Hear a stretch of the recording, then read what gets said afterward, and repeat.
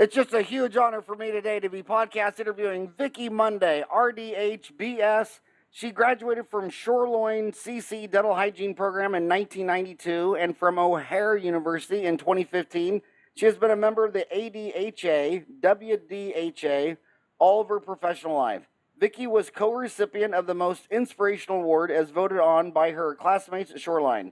Vicki was president of the Washington State Dental Hygiene Association in 2000, served as a delegate to the American Dental Hygiene Association for many years, and was elected to serve on both ethic and finance committees for ADHA. She has had 5 articles published in RDH and op-ed in Access and digitally in DPR. Vicki has a passion for making a difference. She is the founder of Smiles for Veterans, which has provided nearly $75,000 in care over the last 5 years. She is the regional coordinator for the Oral Cancer Foundation. Vicki was one of the 2014 Sunstar RDH Distinguished Hygienist Award winners. She also received the 2015 ADHA Colgate Community Service Award and Young Caring Clinician Award. She recently joined the team at Fidalab to provide education, marketing, and sales from a dental hygiene point of view. Prior to position at Fidalab, Vicki was in sales with OralID and PDT. My God, you are just a wonderful person. Thank you. Do you ever sleep? Yes, I do. When? So you're in Redmond, Washington, a suburb of Seattle. My gosh, I don't even know where to start. But, you know, basically for you and I, when I got out of school 30 years ago, oral cancer just, you know, you had it coming, you were smoking and drinking. It was almost like a judgmental thing. You're a bad person, you smoked, you drank, and now oral cancer is really turning a lot of attention to HPV. Exactly. We're finding that more and more of oral pharyngeal throat cancer is caused by HPV 16 or 18. And the demographics are changing of those that we look at and consider to be at high risk for oral cancer. So it's not those smokers and drinkers that are over 50 years old. It's younger people that typically aren't smokers. Look at oral cancer day. I mean, for 30 years, if I did any type of oral cancer exam, no insurance company would pay for it. Could you imagine if medical insurance said, "Oh, we're going to stop doing Pap smears on women. It's no longer covered." I mean, why is there so much insurance support for oral cancer for other cancer screenings, but not oral cancer from our own nonprofit dental insurance companies like Delta? I don't know. I would really love to know. You know, we need to get the insurance industry to change their positions on things because we all know early detection saves lives. I mean, I know I had a conversation with an ENT a while back about, well, you know, we can have you drop a scope down somebody's throat and look for a precancerous lesion on somebody who's HPV 16 positive. And you could do an ablation, a laser therapy, something to get rid of that before it becomes cancerous. And he looked at me and he says, "No, I'm going to wait for it to be cancer and then I'll cut." I was blown away. It is crazy. And the other crazy thing, like, you're an RDA, so you went to college for 4 years, right? Yes. If you were a nurse, you could give an HPV vaccine shot. If you are a hygienist, you can't even give a flu shot. But if I went to Walgreens or CVS, a pharmacy tech that went to 9 months of school can give me a flu shot. And when they look at the 8 to 58,000 deaths in America each year from the flu, and they say, when do these people enter the healthcare system last? Dentistry or for a hygiene visit is always in the top 3. And it's like, why is a hygienist screening for gingivitis and periodontal disease and not asking Grandpa if he had his flu shot? Because he's probably not going to die of gingivitis in the next 6 months, but he might not make the flu season. And now only one state, the grand state of Tennessee, has made it legal for a dentist to give a flu shot. I mean, it just seems like this oral systemic health is got a long way to go. Well, we've known for years that there's a connection between oral health and total body health. I always tell people you've got an in and an out, and everything in the middle is connected. So the fact that... I like that. I've never heard that before. I really like that. You can use that one. Yeah, That's a we pearl we for work you. on the indoor, and glad I'm not working on the outdoor. Yeah, yeah. I like the indoor better myself, definitely. But, you know, we are the first line of defense for all kinds of health issues. And I'm happy to live in Washington where we have a very progressive, have had since the 1970s, a very progressive dental hygiene, licensure. We were the first state to give anesthetic. So Really? Washington was the first state to give it. What year was that? Do you remember? it was back in the early 70s. Really? Yeah. And is any correlation to also, weren't you the first state for medical marijuana? Or I think Colorado beat us, maybe. oh, Colorado was first. Okay. Any connection between the first state to give anesthesia and the second state to legalize marijuana? Probably not, but I do know it's going to be interesting 15, 20 years from now to see where all those legal pot smokers and their oral cancer are. Yeah, and you keep seeing articles. People are posting them on Dentaltown of pot smokers' oral health condition is markedly worse than the non-pot smoking population. The heat and the chemicals, definitely. Yeah, the heat and the chemicals. So it's as dentistry evolves and hygiene evolves, we need people to be more proactive. We need hygienists to be a little more outside the box. As I'm obviously fairly outspoken, and I wish more of my colleagues were, because we need to go into our offices and say, look, doctor, as a team, we can make a difference in our patients' lives if we're all looking and talking the same language and sharing our knowledge with our patients. Go ahead. I mean, in all reality, this is 2017. In all reality, what percent of hygienists and dentists do you think today are telling parents they should get their child vaccinated for HPV 16 and 18? Probably less than 20%. So then when people say, well, a dentist isn't a real doctor, I always say, well, either it's Dr. Dre, Dr. Seuss, Dr. Pepper. But when you look at dentists' actions, they're really not doctors. I mean, they don't, 80% of them. I mean, you got a patient in front of you, and you got their mom, and when do they want the HPV vaccines done? They're between like 9 years old to 12 years old. Yeah, and 80% of the people are looking for a hole in a rock, and they want to drill it out and patch it. It's like they're not going to die from dental decay, but they could absolutely die from HPV 16, 18. This is the craziest thing. There are states where the state dental examiners addressed the giving a flu shot and an HPV shot, and it's the dentists who voted it down. I mean, what is in your walnut brain when you're a dentist and you tell everybody you're Dr. Ace, and you just voted down giving a flu shot? And it's like, I think they should turn in their license. They think they have to talk sex. They're not talking sex. They're talking cancer prevention. I ran into a pediatric doctor at the Pacific Northwest Dental Conference. He came by the Oral Cancer Foundation table, and I said, Doctor, are you having this conversation about the vaccination with your patient's parents? You're a pediatric doctor, and his 2 young children are there. And he looks at me, and I said, the Gardasil vaccination is cancer prevention. You're not going to be talking to your patients about their children having, and then we spelled the word out so that his children would not hear the word sex. So what's the vaccination? You used to call it the Gardasil? Gardasil has a second generation that covers more HPVs. It covers like 6 different ones. Can you spell that? Gardsil. Oh, Gardasil. Gardasil. Interesting. And that covers HPV 16, 18, and then others? Yes. It's got like 5 or 6 HPVs in it. 5 or 6 and we HPV? know there are over 200 kinds of HPV out there. Wow. Well, there you just said it. I mean, I think you just hit a bullseye. This is what percent of Americans are considered Christian? I mean, it's over 80%, and they think that this HPV has to do with sex, and the bottom line is it has to do with body fluid. You can get it from kissing. Yes. I'm reading the average kiss transfers 80 million microorganisms, bacteria, fungi, and parasites. Mm-hmm. Yeah. And I mean, yeah.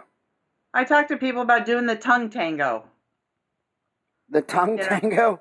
Well, French kissing just doesn't roll out of my mouth easily. And people talk about open mouth kissing as something that I believe the American Cancer Society's website uses that terminology. And it's a little more fun to call it the tongue tango. Well, and it really doesn't have anything to do with open mouth French kissing, because I remember me and my 5 sisters when we were little, we had 2 grandmas. And we used to always love my dad's mom because Grandma Nola would kiss us on the top of the head. And Grandma Mary would kiss us on the mouth, and when she got getting a kiss, you had so much slobber on your face, it'd take your whole arm to wipe off the slobber. And we all thought, wow, we're not looking forward to seeing Grandma coming or leaving. And so, I mean, I'm sure Grandma Mary gave me 100 million bacteria or viruses, and that was from a grandma kiss. Yeah. Yeah. So just think about it. I know I've had conversations with patients about, the fact that you can all the bacteria that get transmitted in a kiss, and is your girlfriend a flosser? How's your oral health of your partner? And I had a patient come back into me one day, he's in college, and he says, I look at girls differently now, and it's all your fault. And I said, well, okay, that's probably a good thing, because when you settle down and you become married, you know that your partner will have great oral hygiene because it's important to you, and you guys will stay healthy. Well, that's, that's still even more insanity. I mean, if after the AIDS epidemic, the entire planet got religion on STDs, and they all went after it. The only country who thought it was voodoo and crazy and all that was South Africa. So almost every other country has less than a 1% HIV infection rate, but South Africa has a 25% HIV positive rate because they wouldn't let in any of the World Health Organization, and those guys. I mean that was literally a Holocaust down there. I mean those government decisions will end up killing as many people as the Holocaust. But the whole world now South Africa has, now they understand it. They have new administration now. The whole world gets it. But then when you go, and that's the outdoor. When you go to the indoor, you still see dentists and hygienists seeing grandma every 3 months for her perio maintenance cleaning, and they've never seen grandpa. And then he shows up one day with a toothache, and he's got 9mm pockets. He's got bombed out teeth, and it's like, do you not get that grandma and grandpa are trading microorganisms all day long? I mean, they're sharing utensils. And grandpa, they're old and senile. Half the time they go in the bathroom, they use grandma's toothbrush anyway. Exactly. Exactly. Right? Ryan thought that was good. But it's true. I mean, it's absolutely true. I've heard grandmas tell me in the office that she has to keep her toothbrush in a drawer or grandpa will use it. So if you had an STD back in the day and you're HIV positive, they tried to get a list of your partners and track them down and they try to work it like a detective.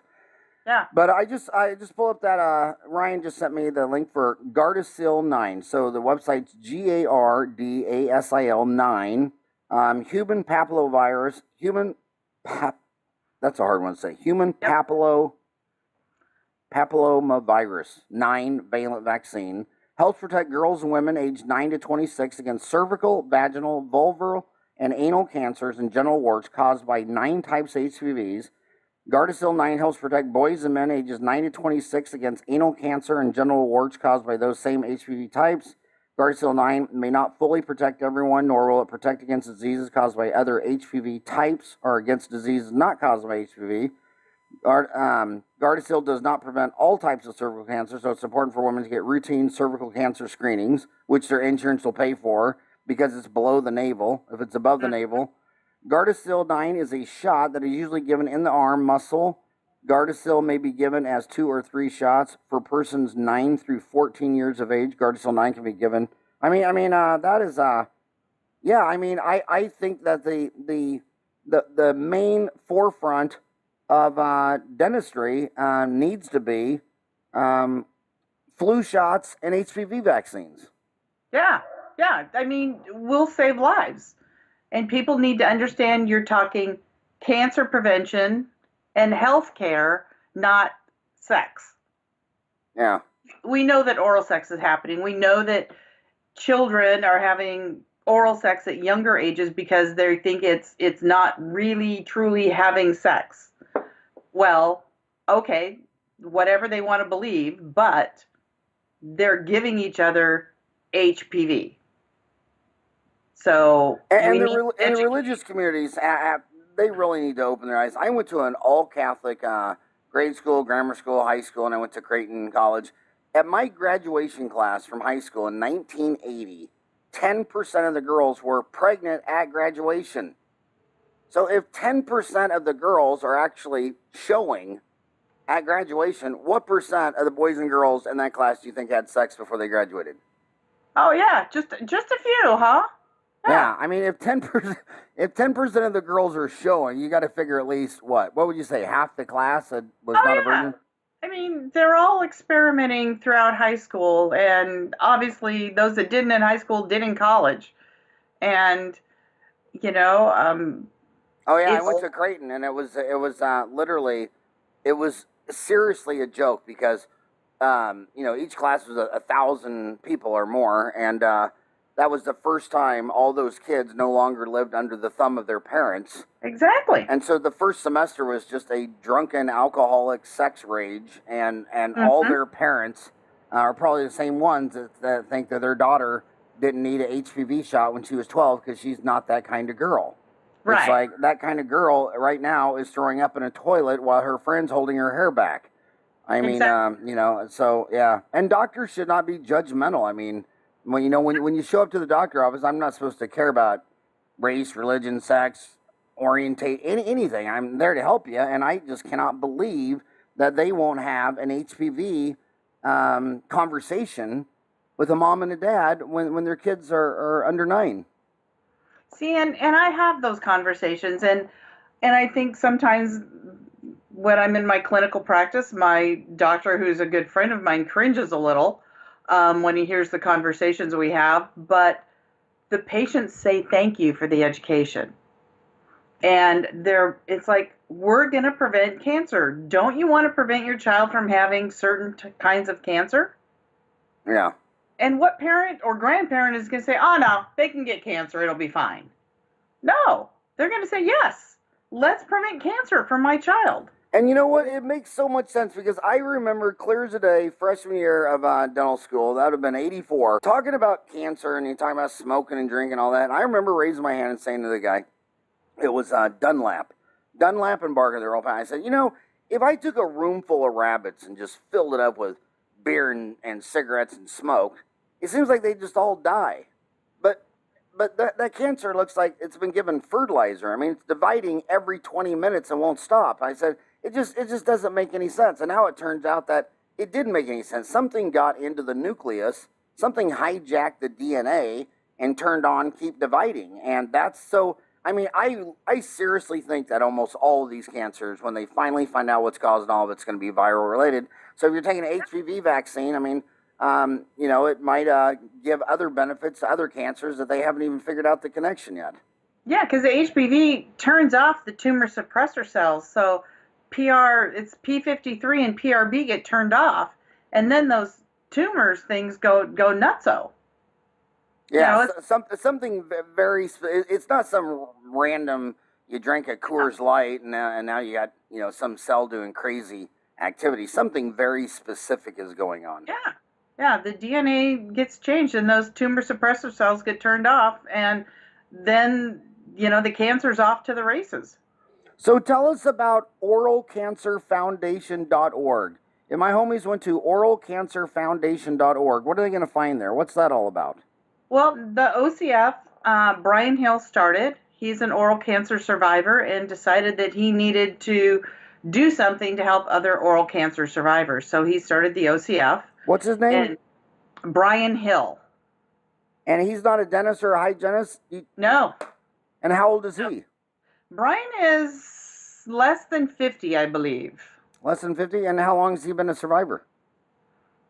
Gosh, I'm not sure. Was it a brutal ordeal for him? It was pretty brutal. Ah. It was pretty brutal. But he's an amazing guy. And so we have all these oral cancer awareness events all across the country. So here in Washington, I do a walk because the city we're holding the walk in is Kirkland. And we're down along the north end of Lake Washington. It's a really beautiful park they let us use. But we're not allowed to run on the city sidewalks in Kirkland without hiring police officers to cordon off a lane of traffic. And that just costs more money than we're willing to spend. You're raising money for awareness and to help oral cancer survivors and to fund research. You don't want to be throwing $1,000 at police officers when we can just say, okay, just walk. Don't run, walk, and we'll raise our $30,000. So we have probably 250 people will show up this year. We have some pretty amazing sponsors. And the oral cancer walk has become a pretty good sized event here in Washington. Yeah, and I think it's amazing, you guys. And so you have chapters all across America. There's not a walk in all 50 states yet, but we're working on it. How many states are you up to now? I think there's like 15 to 20 that are doing that. So if one of my homies listening wants to bring this walk to their state, what do they do? They contact the Oral Cancer Foundation. They can go to the website, and there are places on there that you can click around and find out how to start a walk in your area. Nice. Okay, under Get Involved. Yeah. Yep, Get Involved. Yeah, you got a really nice site. They do. Brian's put a lot of time and effort into that. He's got some good people. And the rest of us are all volunteers that put on the walks. So. Well, tell him, next time you see him, tell him to come on the show. I will do that. Tell us his story. So you said Kirkland. You mentioned Kirkland just a second ago. Right. Kirkland, Washington is where our walk is, down at Juanita Beach. Is that where all the when you go to Costco, it seems like every 10th item is made by Kirkland. Is that all in Kirkland? Yes, Costco's home base is in Washington, and Kirkland brand is Costco's house brand. So Costco is based in Seattle? Yes. I did not know that. I never thought of that. Issaquah. What's that? Their headquarters is in Issaquah. So they're in Issaquah. Is that a suburb of Seattle? Yes. And they're probably going to get beat up by Amazon quite a bit, which is also in Seattle. There's a little competition in town, yeah. And where's Kirkland? And is Kirkland in Kirkland, Washington? Yes. And that's the house brand for Costco, which is in Isaac, Washington, you said? Issaquah. Issaquah. Huh. That sounds like an Indian name. We have a lot of Indian names up here in Washington State. Yeah. Well, they came over the Bering Strait, so their first entry point was Alaska. Yeah. And then Washington would have been probably the first entry into the lower 48, right? Mm-hmm. Yeah, that is amazing. I always thought Costco was down around L.A., but nope. I saw a story of their wine. I guess they sell more wine than anybody in the world. Did you know that? No, I didn't know that. There's a lot of wine when you walk into Costco. Oh, and Washington wine industry is growing too. We have a lot of great wineries up here. Well, it's not very price elastic. People just pay huge amounts of money for wine. There's huge, like when you go into a restaurant, if you order the steak and salad and baked potato, they might not even make 10% on that. But you order a drink and they'll make 80% on that. Exactly. But what I thought was, what I always think is the funniest thing is when you ever see all those wine tasting events, they always got all these gray-haired men and women in tuxedos and dresses. And being a dentist, okay, when you have gray hair, probably 90% of all your taste buds don't even work. I mean, if you really wanted to have a genius taste winder, he'd be a 10-year-old little boy and girl telling you, only a 10-year-old. Taste buds are really healthy, yeah. Yeah, only a 10-year-old could tell you if it tastes good. That's why all the seniors, if you ever go to dinner with them, they're always pouring Tabasco sauce and salt and pepper. They're always throwing anything on there because they can't taste their eggs and toast. That's right. So then I mean, you've done so many things. You're also in the Smiles for Veterans. How did you and the guy who started Oral Cancer Foundation? He went to Vietnam. Any relation between his military service and Smiles for Veterans? Nope. I was asked to volunteer at a veteran stand down in Seattle, and I went down there, and a bunch of hygienists had volunteered to do oral cancer screenings, and we're doing visual oral cancer screenings, and I was frustrated because I'm standing there with itchy palms going, why can't I get in here and get rid of this calculus on these people? We're granted an oral cancer screening is very important, but I want to do more. And so I wandered around and talked to some people that were involved in it, and they separate the men and the women at the stand downs for the various services that they're offered. And so I was with the men for a while and then went over with the women and said, I got to do something about this. So I started asking questions and went to the dean of the University of Washington School of Dentistry and said, hey, this is my idea. What do you think? And he said, yeah, it's a great idea. And then he passed me off to some suit people who ended up finding 110 reasons why we couldn't do it. So I found another location, and I got a lot of volunteers, and we started. And we're up, been doing it for 5 years. I now use the Pima Dental Hygiene Clinic in the Northgate area of North Seattle. They have an 18-chair clinic. They've just expanded. Oh, we have a Pima clinic, too. Yeah. Now that must be a very common Indian name. Yeah. Well, I mean, really. I mean, you have Pima in Washington. We have the Pima Hygiene School here in. They have 3 in the country. Oh, so, are they related to the one out here? Yes. They're all the same. They are. Yeah. I did not know that. So Pima is in Washington, Arizona, and where else? I want to say Texas. Really? I had no idea. Yeah. Huh. Yeah, but they're gracious enough to open their clinic up to us 1 day a year. And so we have a lot of doctors that'll come and volunteer, and we get the medical team's international van to show up. So any of the oral surgery that needs to happen goes out to the van, and we keep the hygiene and the restorative, and it's simple restorative. We're talking fillings. We're not doing root canals or crowns. We don't have that capability yet. Yeah, and the number one cause of failure in 60 months after a molar root canal, in just 5 years, 10% are extracted if a dentist does them, 5% are extracted if an endodontist does them, and the number one reason they're extracted is because they didn't go in for the final restoration, so it's still leaking, and that's another pet peeve with endodontists. I wish all endodontists would do the final build up and seal. Yeah. But a lot of their referring doctors say, no, I want to do that. I want to get it so they can bill for the build up and everything. And then between the endodontist doing the root canal and having to send it back to the general dentist, I mean, that can be weeks while they're sitting in there just inundated. And I love your picture on there on your website. Oh, thank you. well, it's there's something really obvious going on, and that is you go into so many dental offices and the dentist is wearing loupes, but the hygienist and the assistant isn't. And anybody with their hands in the mouth can be, I mean, the easiest way to increase the quality of your dentistry is magnification. That's a no-brainer. And then you'll hear the dentist get mad because the assistant didn't clean off the cement right or whatever, and he's wearing 3.8 loupes, and the assistant's got naked eyes going on. Yeah. And it's like anybody who's working in the mouth. I mean, you go into any jewelry shop, and they're all wearing magnification. Exactly. And then you go across the street from the jewelry shop into the dental office, and the assistants and the hygienists aren't wearing magnification. What percent of hygienists in the United States do you think use magnification? A lot more. We're pushing probably 50% now, because here in Washington, the schools require the students to buy loupes. That's part of their issue. I mean, it's just the most obvious way to get better. That's the only thing I like about scanning for impressions, is because when I'll never forget when I scanned my first impression, I looked at that prep and I thought Stevie Wonder did the prep. I mean, because I'm seeing my prep 40 times bigger, where you used to only see it a reverse negative in a dark purple Impergum. I still don't know why Impergum is purple. They should make that something more reflective so you could see. Yeah. And the endodontists, they're all getting microscopes, hanging them on the ceiling, looking down those canals before they clean them.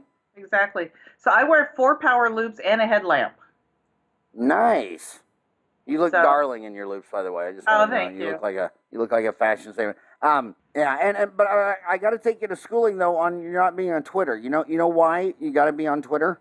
Well, Why?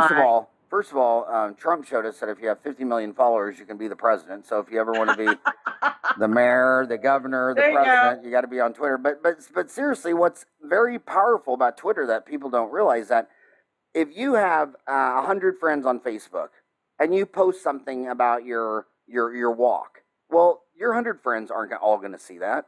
If no one likes it or comments or shares, they might not even push it out to hardly any of them. And if you want, they'd rather you see sponsored ads. Anybody paying money is what you're going to see. Whereas Twitter, if you got 100 followers on Twitter and you send a tweet, they all get it instantly.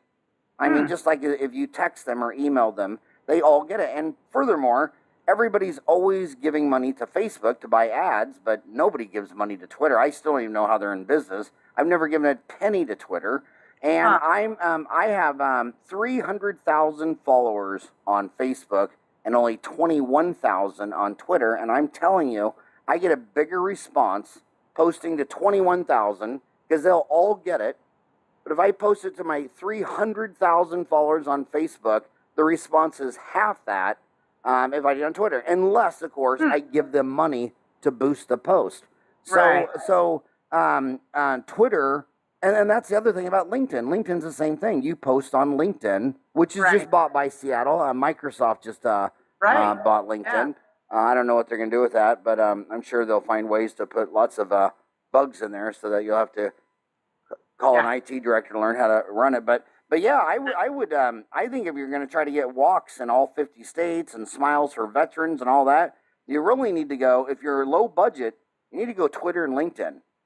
There you go. And the deeper you get in with Facebook, the more money you're going to give them, because I've absolutely figured out that they know what you've boosted in the past. So if I boost a deal to, say, Dentaltown, they know that. So they're not going to push out anything to Dentaltown unless I give them money. But if I sit there and say I've never given them a dime for, say, Smiles for Veterans, boosting that post, then they might let that one sneak out. But they know what means money to you. And once they realize this guy values this with money, then they got you. So I would really, I'd start your. Thank you. Yeah, I'd start your Twitter deal. So what is, I'm Fidalab. Fidalab US. What is Fidalab? Oral HPV detection can prevent HPV-associated oral cancer. Tell us about Fidalab. Fidalab is a startup that was begun by Dr. Quinn Fang. She has a PhD from Johns Hopkins and did her postdoc stuff at MIT. So she's one smart Chinese lady. And then she did 15 years of research at the University of Washington with HPV and cervical cancer.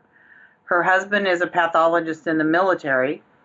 And she decided, she saw some similarities between HPV and cervical cancer and HPV and oral pharyngeal cancer, and decided that she could make a difference. So she has a... What's her name? Quinn Fang. Quinfang. Feng. Feng. Quinn Fang. Yeah. And so we have a little gargle, swish, and spit, and it goes off to the lab, and it's very specific for HPV 16 and 18 only, and it's quantitative as well as qualitative. So we'll know how much of the viral load is there. Wow. Yeah, it's pretty cool. So this is a vaccine? No, it's a test. It's a test.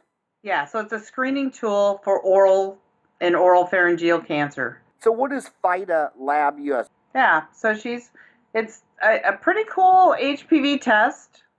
And if somebody has a large viral load of HPV 16,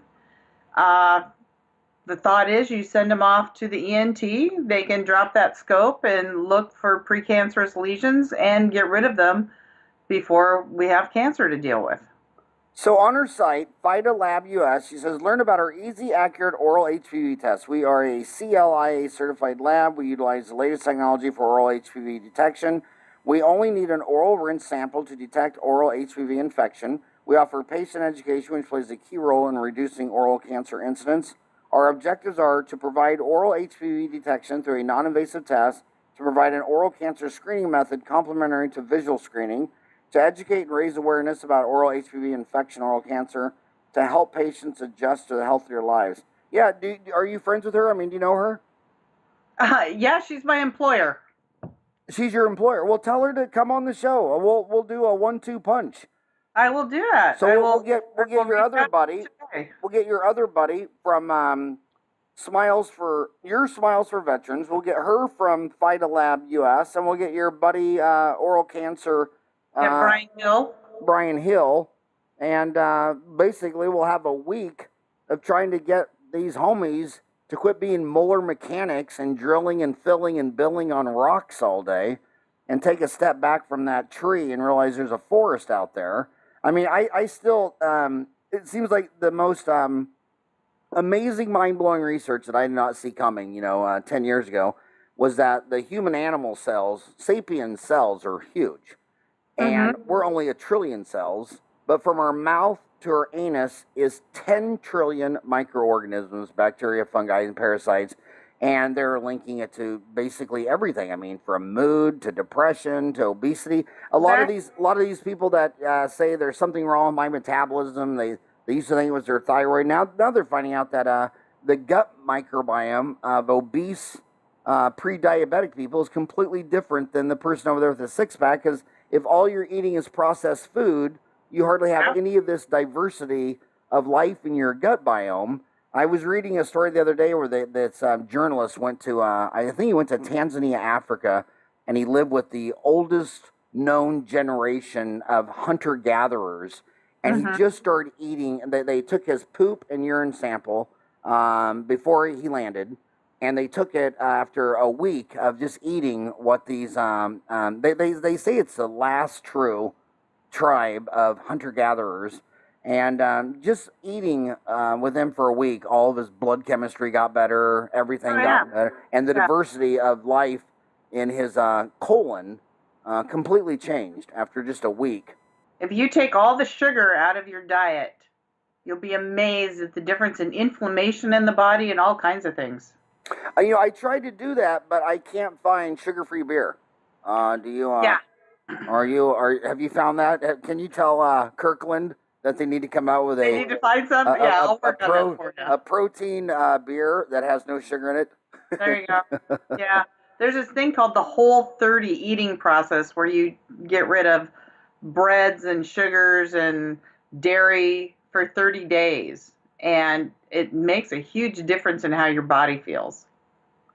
So I just looked up Pima, a member of either of two American Indian peoples, the Upper Pima living chiefly along the Gila and Salt Rivers of southern Arizona, and the Lower Pima of central Samora, the Uto-Aztecan languages of the Pima. I did not know that our Pima hygiene school was related to yours. So let's switch gears completely. Forget everything we just talked about and switch gears to the bottom line is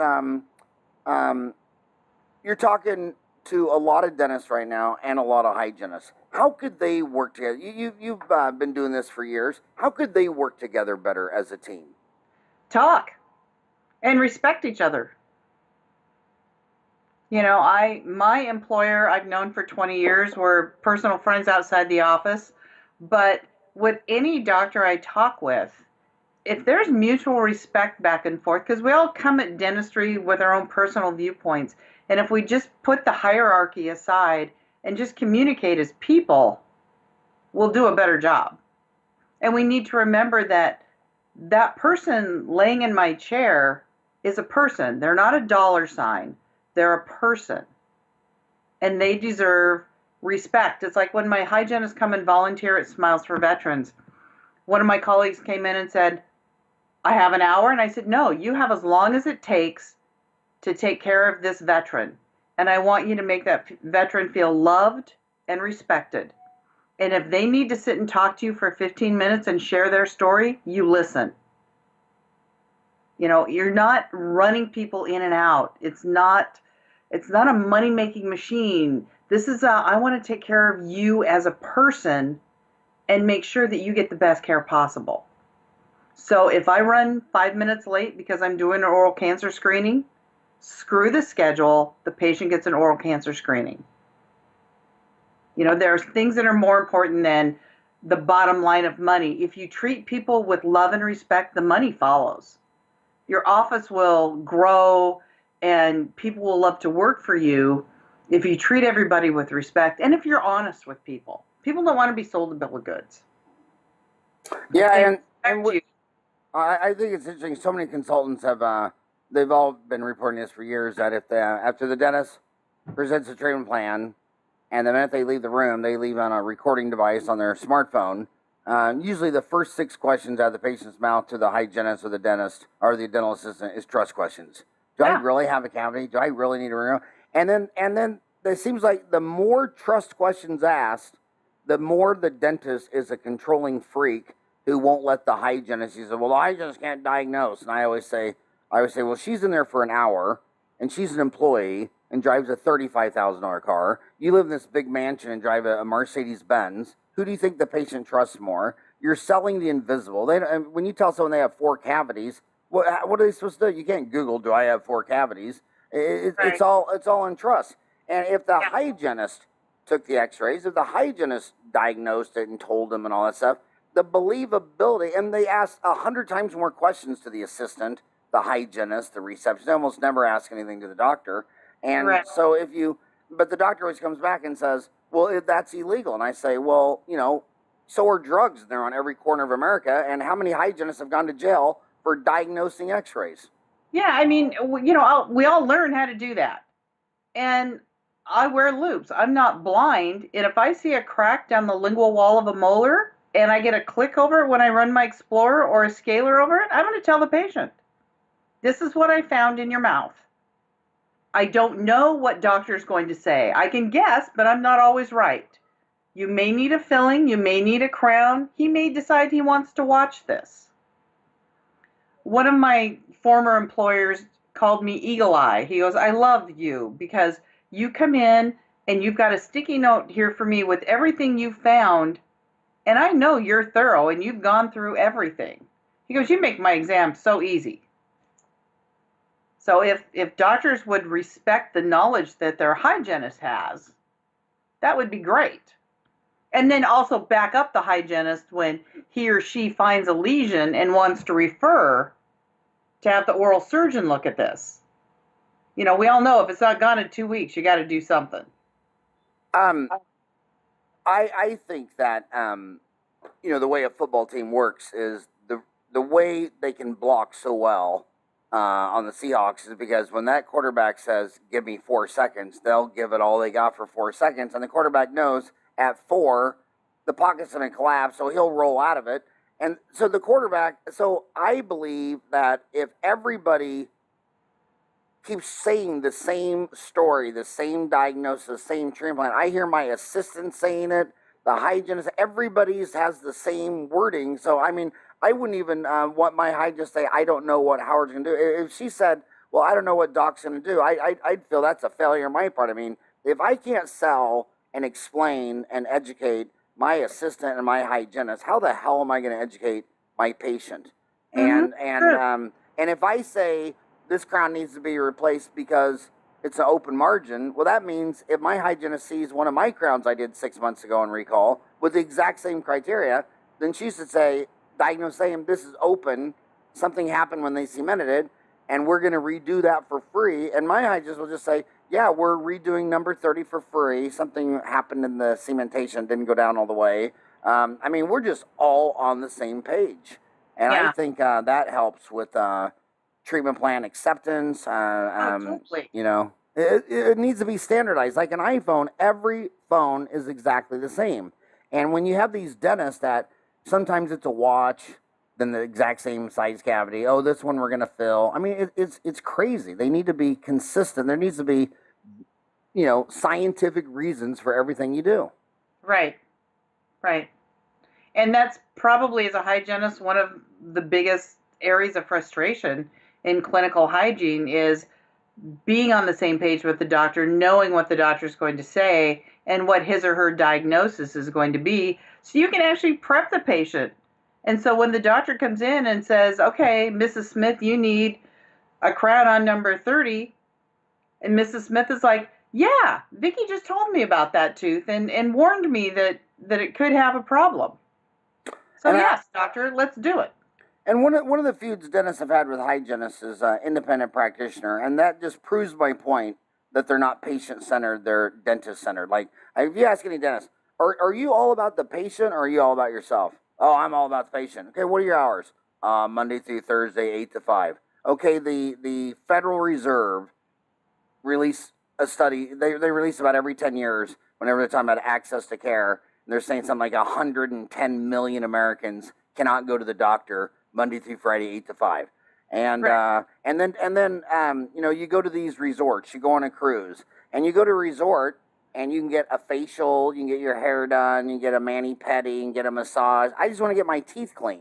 But why can't I? Because the dentist thought the best idea was for me to get my toenails done and not my teeth cleaned. They don't have cleanings on cruise ships. They don't have them in resorts. Right. Because dentists are so concerned about their patients that they think no care is better than any care. It's the same thing with these foreign dentists from Mexico practicing in these all Mexican parts of Phoenix, like Guadalupe, where they're, and their best idea is to shut them down because God knows those people have no access to anything. So the dentists believe it's better that they have nothing, and even, the fact that you have detectives and policemen at work day with all the robberies and murders and rapes and all the construction people, they fear their truck every night because they think someone's going to come steal all their tools out of their truck. And what are they doing? They're going around Guadalupe looking to see if there's some hygienist in there cleaning teeth in her house without a license. It's like, how did that make the top 1,000 priorities? It's crazy. I mean, there is such an access to care issue nationwide, and we all just need to loosen it up a little bit and say, I became a hygienist to make a difference in the world. I didn't become a hygienist to argue with doctors. So there's probably some things we all just need to agree to disagree on and move forward, but patient care isn't one of them. We all need to say, I became an oral health care professional because I care about people and I want to make a difference. And give back more. I think we all could give back more. Google and Apple, Steve Jobs and Sergeant Brin Larry Page, they always say, whenever you get to a fork in the road and you're confused, you just got to be the customer. What is the best thing for the customer? And I think independent practice, it's not about the dentist and the hygienist. We know that availability and affordability are two key issues. And these dentists will say, well, Phoenix has got too many dentists. Why did they build a dental school? It's like, dude, there's not one dental office in Phoenix open on a Sunday. On Sunday, you better make sure that if you're going to have something break, it better not be your tooth. It better be your arm or your leg, because you can call the ambulance, the fire. They'll pick you up. They're working on Sunday. They'll take you to a hospital. They're fully going. And you say we have too many dentists. If there were too many dentists, you think someone would work on Sunday. There must not be too many. And then I want to ask you about the most controversial thing, and I know it's a big controversy in Seattle. Water fluoridation. I mean, we fluoridated the water in Phoenix in '89, and then it expired after 20 years. We just had to do it again. We still have 1 in every 4 people in Arizona think it's toxic, it's a communist plot, it's big government, it's everything in the world. And then here's fluoride. It's the 13th most common element in the earth. It shows up in the ocean at 1.4 part per million naturally. And I don't know why naturally is such a good word. People always say, well, is it natural? HPV is natural. Tornadoes and hurricanes are natural. Exactly. When Yellowstone explodes and kills everybody west of the Mississippi River, that will be natural too. But here it is, showing up in the ocean at 1.4 part per million. We put it in Phoenix water at half that amount, at 0.7. And I swear, my boys, they were too little the first time they saw me in this campaign. But the second time, you're on TV and you're on debates and you're in the paper. And they keep showing me the comments on my post on Google Plus. And there's a lot of really violent comments, and I mean, it's just so. What's your take on water fluoridation? Are you ready to throw in the towel and let the insane asylums take over the the prison, or what's your view? Fluoride's a good thing. I stand 110% behind water fluoridation. I grew up with well water. My mom put fluoride drops in our juice growing up to make sure we had good teeth, and in the year 2000, when I was president of the Washington State Dental Hygienists Association, I spoke in the Capitol Rotunda at the fluoride rally. And that day I spoke, I stood there and I said, I'm not talking to you, because I was talking to the choir. I was surrounded by dental people. I said, I'm coming to you as a single mom. I'm not coming to you as a hygienist. My kids have grown up with fluoridated water, and they have no cavities. At 35 and 30, my son has had 2 cavities, and he's the 30-year-old. My daughter at 35 has never had a filling. I believe in water fluoridation. But Seattle seems to be more of the natural, all nature. Yeah, we have a lot of tree huggers and a lot of granola, what I call granola type people. Most of the state of Washington has fluoridated water, except the Olympia area, which is our state capital. That county fights it all the time. Huh. Did you know Utah is the most unfluoridated state in America? Oh, no, I didn't know that. But yeah, and you know what? And when I go there, I mean, I get it. I mean, I love my my Mormon dentist friends. I love them. They're they have a year's supply of food in their basement, and right. Most of my Mormon dentist friends have a year's supply of food. A lot of them have big 5-gallon doses of honey, because remember, the honey is the longest preserving food. The honey they found in the pyramids was still good, and they usually have a few automatic weapons and 4,000 rounds of ammo. But they're just not into the big government. I understand that, but the middle class doesn't drink water out of the hose like we did as a kid. The middle class is buying this. It's like exactly. so you're not drinking the water out of your sink anyway. No. Who's drinking the water out of the sink? The poor people. And when those poor people have horrible teeth, they don't have money to go to the dental office anyway. So would you rather pay about 20 cents a year to prevent a cavity, or do you want to raise taxes and try to go do a $100 filling? And I know, when I talk to all my dentist friends up in Utah, they say that, that they're against water fluoridation for the fact that they don't want government. They don't like government, period, let alone them putting something in their water supply. It's more an anti-government thing than it is a health issue. They just don't like the government. And I totally get that. I mean, it's like every election. I think it's so funny. Everybody says they're so patriotic in America. So every 4 years, you get 2 people to pick from. Both of them are completely lying liars, sociopaths that will always let you down and lie. It's like, there's a whole lot of noise. And then you think every 4 years we'd be picking between Batman and Robin or Superman and Wonder Woman. It's always 2 completely insane lying sociopaths. So I get that no friend of big government. Right. I still just can't believe that almost 30% of America still doesn't drink water fluoridation when they've known it's effective since 1945 in Grand Rapids, Michigan, on January 20th. It's a proven fact, and why people are opposed to it is beyond me. I think they should do a movie on the water fluoridation 1945. I still think it's a cool story. Did you ever hear that story where they fluoridated the water in Grand Rapids? Yeah. But how they delayed the turning it on? The guy knew the crazies were all going to come out. So they announced that it was going to start Monday morning at 8 o'clock. And then, of course, the crazies, the calling ambulance, showing up in hospitals, rashes, couldn't breathe. They all freaked out. And they kept coming back to the health director, wanting him to respond to all this, and he wouldn't respond. So finally, after the pressure just completely mounted, where even the governor said, you need to show up and address this, he comes out and says, yeah, we never turned it on. We knew this was going to happen. We'll turn it on tomorrow. So everybody that went to the emergency room and has rash and can't breathe and I mean, that was the best chess play in dentistry of all time. That was perfect. Oh my God, that's a great story. So, so you just had, this is, I'll only get you for 2 more minutes. It's, July 7th. You just had a bunch of hygienists just graduate, in the last 2 weeks. They just got out of, dental hygiene school. If you were given their commencement speech, you were given their advice. What advice do you have for all the newly minted dental hygienists entering the workforce? I would tell them to be respectful of their employer, be an outside-the-box thinker, always do an oral cancer screening, even if it makes you run late, and explain to your patient exactly why you're doing it, and to make sure your instruments are always sharp. Nice.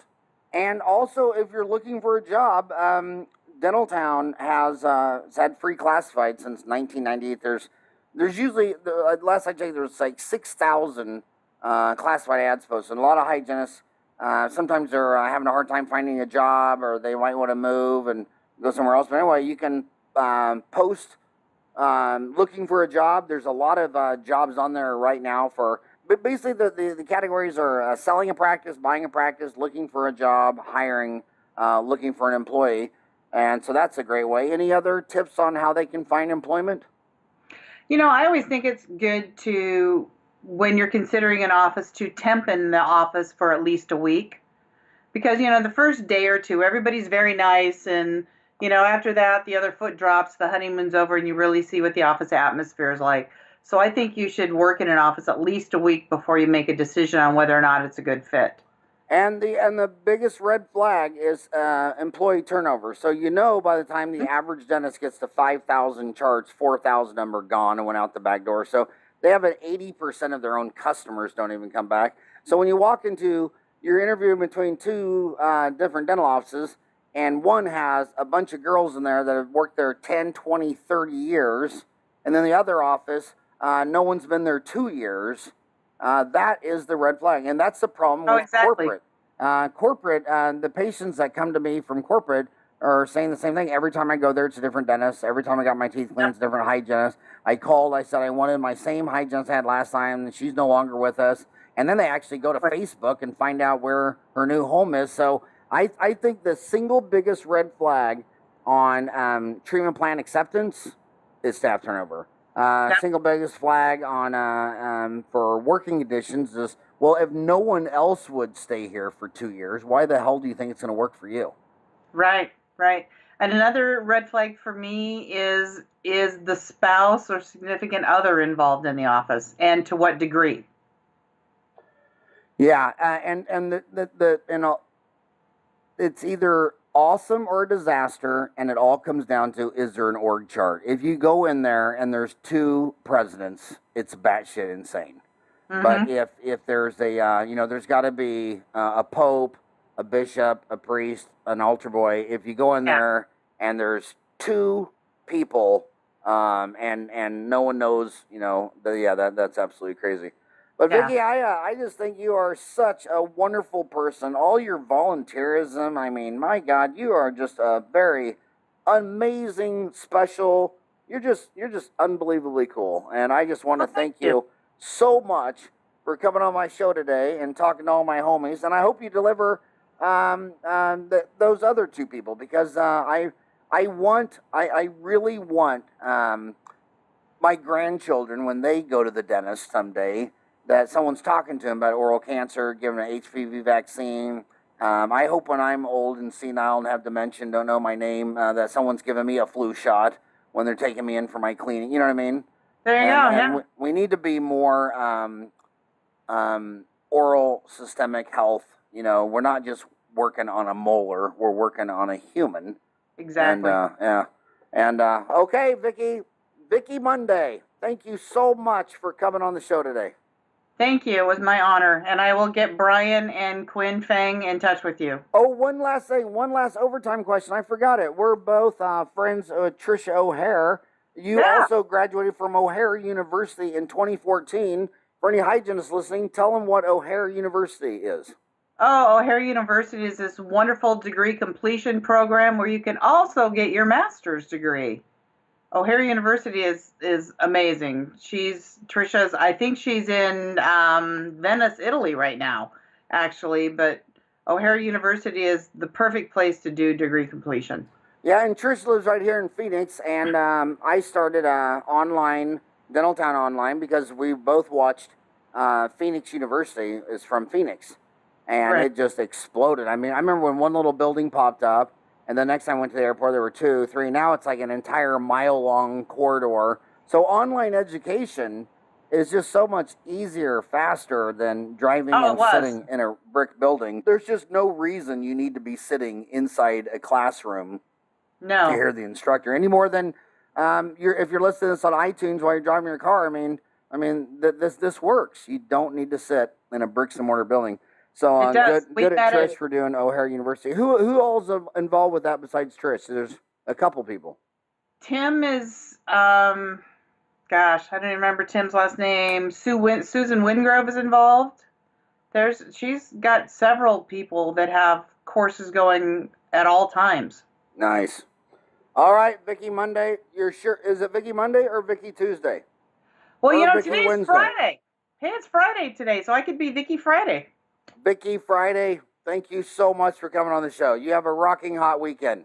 Thank you, you too. And remember, whenever the Seahawks play the Cardinals, you must vote and cheer for the Arizona Cardinals. Yeah, sorry, that's not going to happen. All right, have a good day.